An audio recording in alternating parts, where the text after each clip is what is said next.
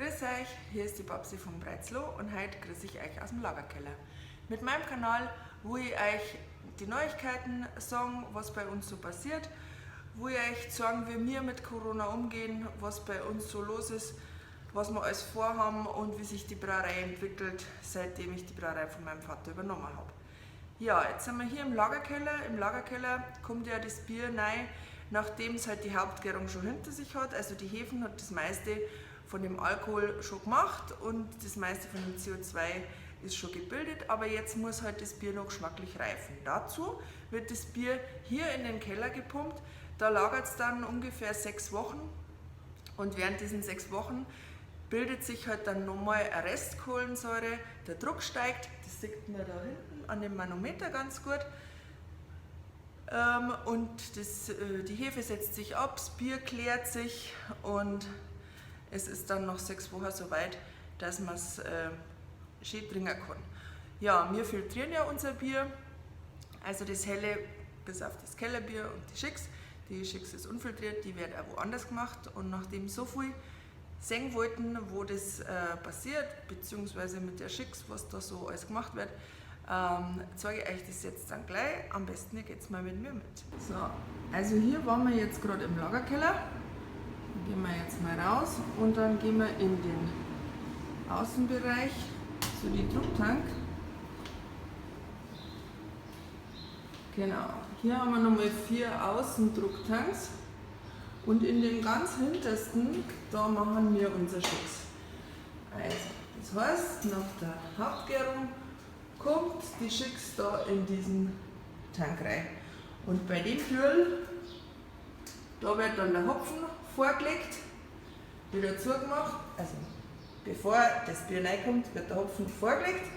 Das ist ein spezieller Hopfen aus den USA, nämlich ein Willamette-Hopfen und ein Hüllmellern, der ist aus der Hallertau. Genau. Und dann, wenn das da drin ist, dann muss man immer die Temperatur kontrollieren, dass das halt von der Reifung her passt. Das darf nicht zu warm werden, muss immer schön gekühlt sein, damit sich eine Kohlensäure noch bildet.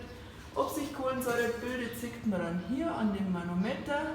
Da kann man das dann auch einstellen, wie viel Kohlensäure eben noch gebunden bleiben soll.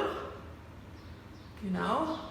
Und im Optimalfall bildet sich dann richtig schön angenehm rezente Kohlensäure, die man dann schmeckt und das Bier dann so angenehm macht.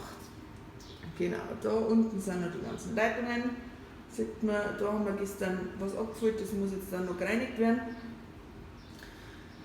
Ja, genau, also in diesem Tank wird die Schicks gemacht und die Schicks werden wir jetzt gleich mal probieren. So, jetzt probieren wir mal das Schicks, schenken es uns ein. Ja, schauen wir mal, was dazu sagt. Also es ist ein leichtes Schankbier, es hat 10% Stammwürze und 4,3% Alkohol.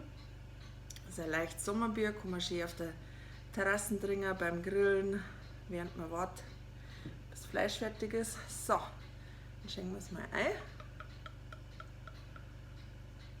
Schon ordentlich Kohlensäure, feiner Schaum,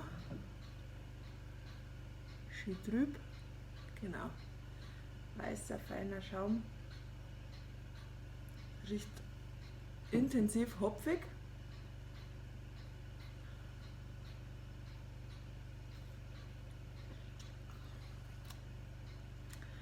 Ja, man schmeckt Cassis und Melone, es ist ja der Hüllmellern drin, der Hopfen, der so spezielle Aromen hat. Es ist richtig fruchtig.